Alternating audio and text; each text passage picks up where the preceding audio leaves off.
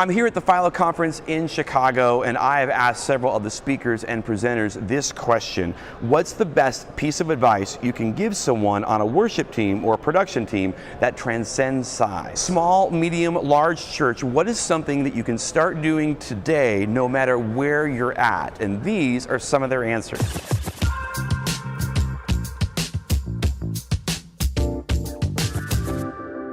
Hi, I'm Dave Dolphin at PracticalWorshipBlog.com, sharing ideas, tips, and practical advice for the everyday worship leader. On this channel, we have weekly videos that help you lead a worship band and be a leader of people. So if you haven't already, consider subscribing so you don't miss the next one. Worship ministry can look different from church to church. What works here doesn't necessarily work here. So sometimes it might be hard to find inspiration, maybe like at a conference like this, or take advice from someone that is at a large church and then try to make it apply and fit for you at what might be a small church. But here at the conference, I've had the chance to ask some of the best at what they do for advice that they would give someone serving on a worship team or a production team, something that they can do today, no matter what. I think the one thing that I would do that transcends size is simply prioritize relationships. The way we care for each other matters. So often I walk into churches and there's a barrier that's invisible on the stage between the people that serve in the booth and the people that are serving on the stage. And anything we can do to break down that barrier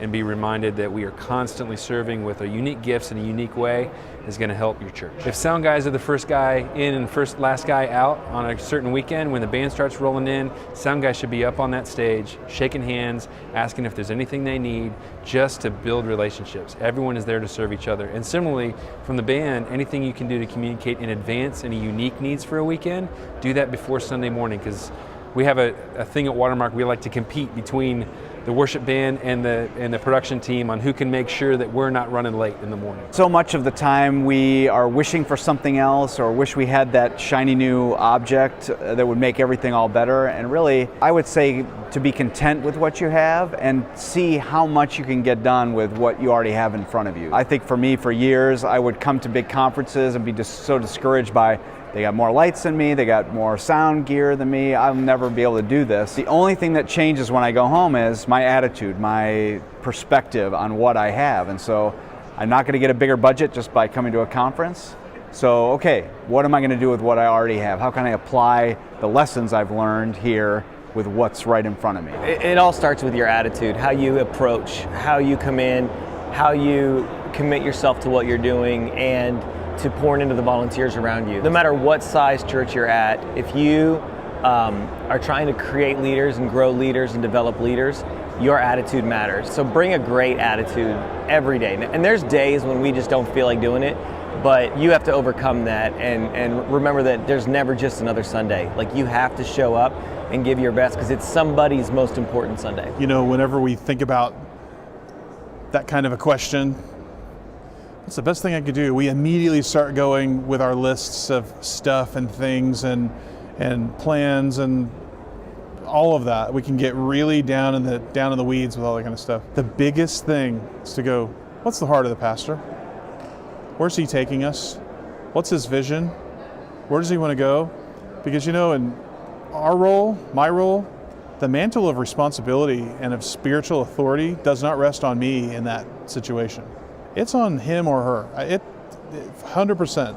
That's biblical. If I can't get on board with where they're going and what they want to do and what their vision is, we're nowhere.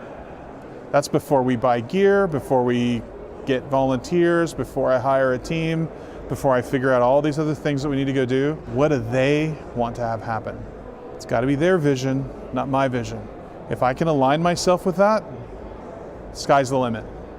If I can't, and I'm butting heads and I don't understand what's going to happen, we're going to have trouble. And guess what? The trouble is going to be with me.